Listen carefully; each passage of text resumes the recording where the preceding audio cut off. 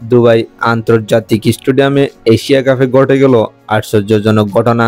৮ over শেষে 2 উইকেটে 47 রানে থাকা সত্ত্বেও হঠাৎ ভেঙে পড়ল আমিরাতের ব্যাটিং লাইন আপ। মাত্র 10 রান যোগ করতেই গুটিয়ে গেল পুরো দল। ইনিংসের 8ম ওভার শেষে সংযুক্ত আরব আমিরাতের সংগ্রহ ছিল 2 উইকেটে 47, কিন্তু 9ম ওভারে কুলদীপ যাদবের ঘূর্ণিতে ভাঙ্গন শুরু হয়। এই 1 ওভারে হারায় 3 উইকেট।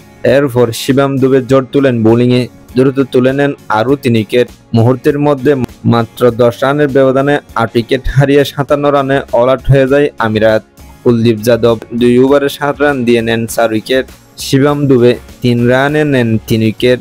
57 রানের সহজ লক্ষ্য তাড়া করতে নেমে ভারত রীতিমতো জোর তুলে মাত্র 27 বলে জয় নিশ্চিত করে নেয় সূর্যকুমার যাদবের দল। হাতে ছিল 9 উইকেট।